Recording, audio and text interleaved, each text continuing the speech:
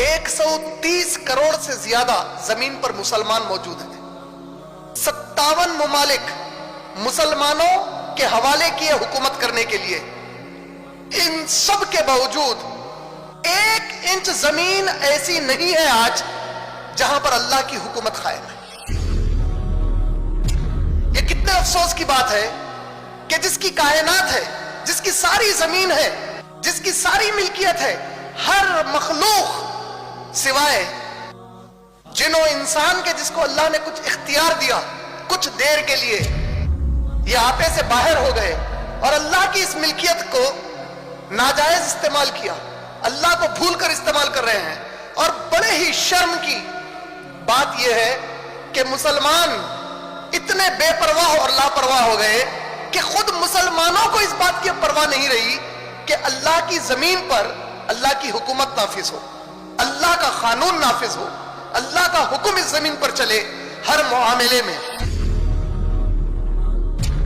अगर तू नमाजें पढ़ता है, रोजे रखता है, ज़कात देता है, हज और उम्रे करता है, माँ बाप की इताअत करता है, हलाल मेहनत करके कमा भी लेता है, तो इसकी तो मिसाल यूं है कि एक शख्स घर बनाने के लिए निकला, उसने घर के लिए खंबे लगा दिए, बुनियादें डाल दी, दीवारें उठा दी, दीवारें पूरी नमाज रोजे की, एक दीवार नमाज की, एक दीवार रोजे की, एक दीवार कुरान के तिलावत की, एक दीवार ज़कात की, उसके सदक़ात की, तमाम कमरे हर चीज बना दी। लेकिन जो छत डाला उसके ऊपर वो तो कुफ्र का डाला।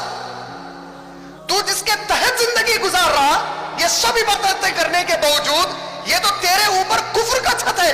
वो छत है तेरे ऊपर जिसका अल्लाह ने तुझे कभी हुक्म नहीं दिया। यानी तेरी सारी इबादतें गोया मोहताज है उस छत की जिसके नीचे तू खड़ा हुआ है। कल अगर ये छत से फैसला हो जाए कि तू ये इबादत नहीं कर सकता, खत्म, तेरे लिए रुकावट पैदा हो गई।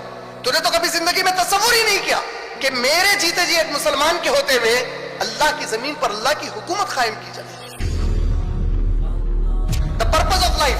और जितने टॉक्स में आज तक सुना उसमें वो 51, 56 सूरह ज़ारियात आयत नंबर 56 कोट की जाती और उसमें पूरा बताया गया जाता है नमाजें पढ़ लो, रोजे रख लो, ज़कात दे दो, हज कर दो, बस यही इबादत बताई जाती है। अच्छा, ये तो इबादत है। अल्लाह की हुकूमत, अल्लाह की मिल्कियत, अल्लाह की जमीन पे आप सोच के देखो, इसको थोड़ा सा समझो।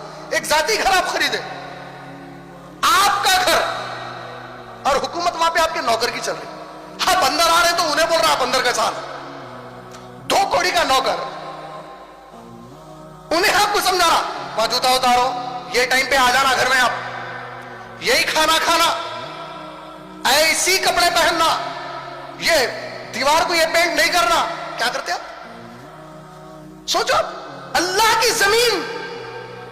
और फिर कितनी खतरनाक बात तो ये है, हम लोगों को वो जो उसका हुक्म है उसको नाफिज करने भेजे थे अल्लाह ताला, बजाय नाफिज करने के हम खुद पामाल कर रहे हैं उसको, हम खुद इजहार बेजारगी कर रहे हैं। अरे ये क्या भाई, अब ये भी करना क्या, ये कहीं कहूंगा भाई, ये कैसा होगा भाई, अरे ये क्या है, नऊजुबिल्लाह। सोचिए क्या हशर होगा हमारा।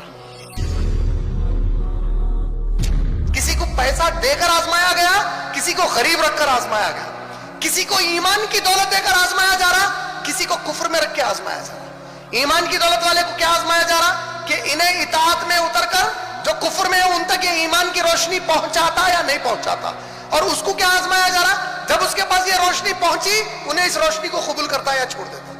दोनों भी आजमाइश में अपनी तरफ से कि जब तुम नाफरमानी पर उतरोगे अल्लाह और मोहम्मद सल्लल्लाहु अलैहि वसल्लम की, तो हम तो तुमको सजाएं देंगे इस दुनिया के अंदर।